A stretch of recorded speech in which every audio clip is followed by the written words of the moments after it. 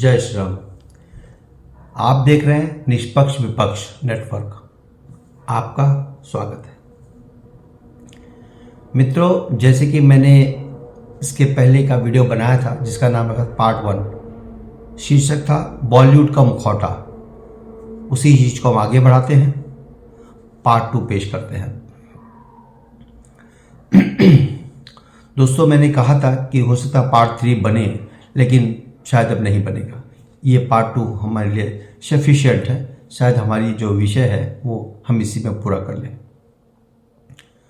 तो मुखौटा, बॉलीवुड का मुखौटा। जी हाँ, मैंने पिछली पार्ट 1 में चर्चा किया था कि कैसे पाकिस्तान से दिलीप साहब, यूसुफ साहब आए और दिलीप बन के, ऐसी एक लंबी सूची मैंने बताया था कि कैसे वो लोग नाम बदल कर, चेहरा बदल कर बॉलीवुड में रहे और अंतिम में उन्होंने जो जो किया वो बहुत पीड़ादायक था।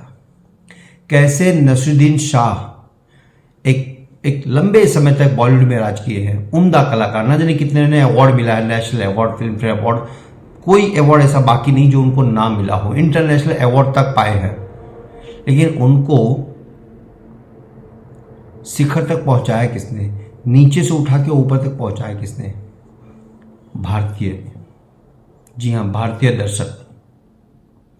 और इतनी शोहरत दौलत पाने के बाद, इतना नेम फेम पाने के बाद, एक लंबे समय के बाद उनका बयान याद है? उन्होंने कहा था कि भारतीय दर्शक चाहते क्या है। जी हाँ, उन्हें नहीं पता।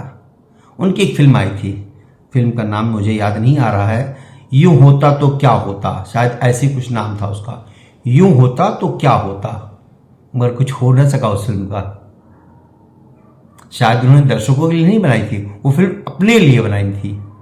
तो भाई साहब, अगर सिनेमा घर में फिल्म को रिलीज करनी है, चलानी है, तो आप भारतीय दर्शकों की मानसिकता को ध्यान में रख के फिल्म बनाइए। बहुत फिल्में चली हैं। तो उस फिल्म की नाकामयाबी, फ्लॉप होने की वजह से उनका गुस्सा बाहर आया और उन्होंने कहा कि भारतीय दर्शक बेवकूफ है, हम सबको एक तरह से उन्होंने नासमझ साबित कर दिया। तो मैं उसी मुखौटे पर फिर आना चाहूंगा कि आप अपने आप को बनाए यहां और अंत में बाहरियों को गुणगान कर रहे हैं। ऐसा क्या होता जब कभी कोई बात होती थी तो दिलीप कुमार साहब पाकिस्तान के हक में बयान देते। आज वर्तमान में हमारे कुछ खान बंधु हैं ऐसे जो गाहे बगाहे उनका पाकिस्तान का प्रेम या वर्तमान की सरकार से उनका मुखालफत हो करने लगते हैं। उनका गुस्सा जाहिर आज हो जाता है। यहाँ तक कि आमिर खान साहब ने तो बयान दे दिया था कि मेरी पत्नी कहती कि भारत रहने योग्य नहीं है। जी हाँ, लेकिन उस बयान को आज सालों हो गए, करीब 3-4 साल हो गए हैं, या 4 साल से कम नहीं हुआ है। रह रहे हैं भारत में, फिल्में आ रही हैं, लेकिन क्या चल रही है अब? जी नहीं। अभी आई थी उनकी फिल्म, वो पता नहीं क्या, चड्डा चड्डी, लाल सिंह चड्डा। जी हाँ, लाल सिंह चड्डा। क्या हश हुआ? मिस्टर परफेक्शनिस्ट उन्हें कहा जाता, मिस्टर परफेक्शनिस्ट। उनकी फिल्म 1 से लेके 10 तक सब कुछ परफेक्ट होता था उनका, और उनकी फिल्म एक गारंटी होती थी कि फिल्म करोड़ों में कमाएगी। शायद 100 करोड़ की लागत होती थी तो 300-400 करोड़ की कमाई होती थी। ऐसे तमाम फिल्में हैं और भारतीय दर्शकों ने ही उन्हें हिट किया, सुपर हिट बनाया। उनकी फिल्म 2 साल में समय लेती थी, 2-3 साल में एक फिल्म आती, बट सुपर डुपर हिट होती थी। हिट की तो गारंटी थी।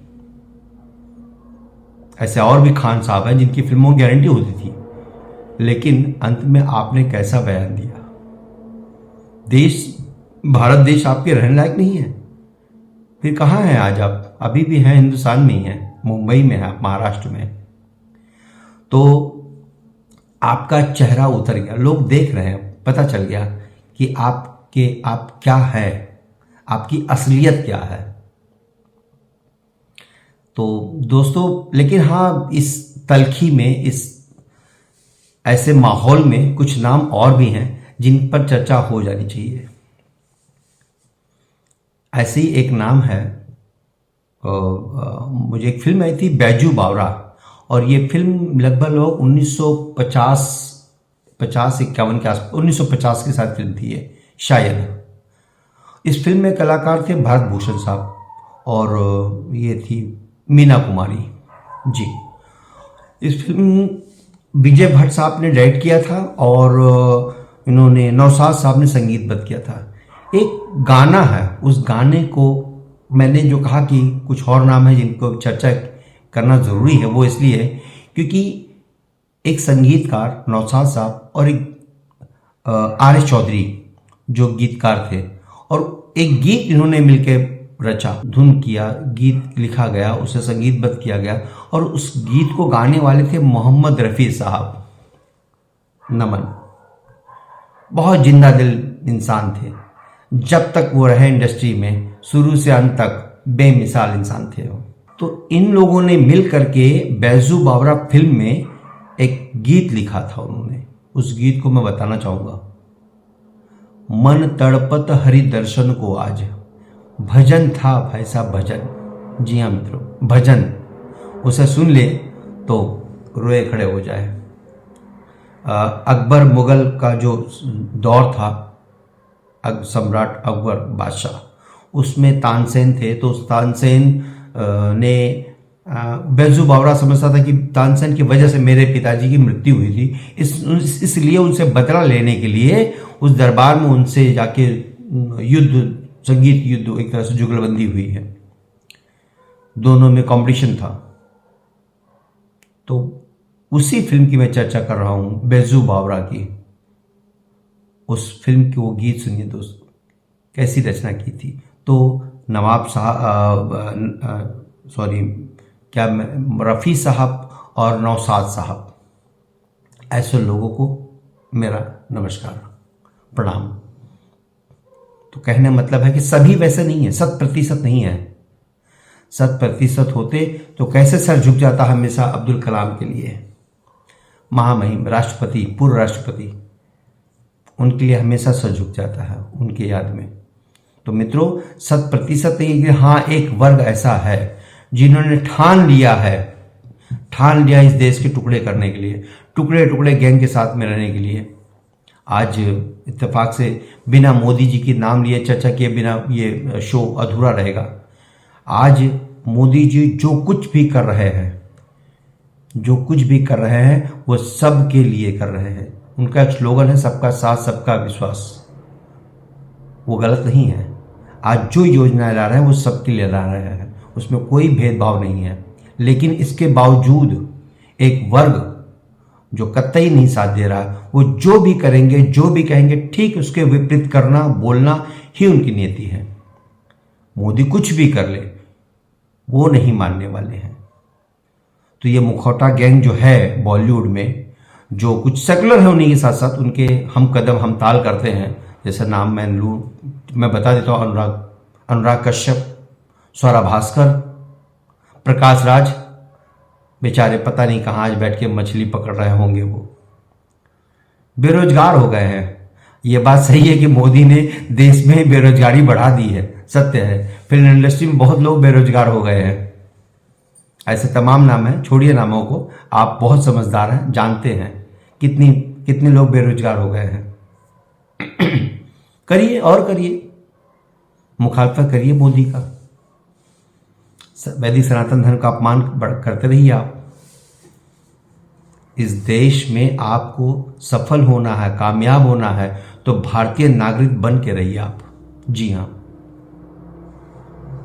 तिरंगे को नमन करिए, वंदे मातरम, जनगण मन अधिनायक के आगे सर झुकाइए, उसका अपमान मत करिए। मैं अक्सर देखता हूँ बहुत अपमान होता है। जनगण मन अधिनायक जय है का गीत में लोग चलते हैं, उसके सम्मान में खड़े नहीं होते हैं, बैठे रहते हैं। हम तो फिल्म देखने आए हैं, ये होने दीजिए, हमें फर्क नहीं पड़ता है। लोग खड़े हो जाते हैं, लेकिन कुछ ऐसे हैं जो बैठे रहते हैं। आप जानते हैं कौन बैठे रहते हैं। तो दोस्तों, मैं अब ज़्यादा लंबा वीडियो नहीं कर रहा हूँ मैं, और ये मुखौटा, बॉलीवुड का मुखौटा पार्ट 1 पार्ट 2, ये पार्ट 2 है जिसे आप देखेंगे। आप पार्ट 1 मैंने पहले ही अपलोड कर दिया है। उम्मीद है कि आप लोग का साथ ऐसे ही बना रहेगा, स्नेह आशीर्वाद मेरे साथ रहोगा। और हाँ, इस वीडियो को भी लाइक करें, शेयर करें, सब्सक्राइब करें यदि आपको अच्छा लगे तो। धन्यवाद। जय श्री राम।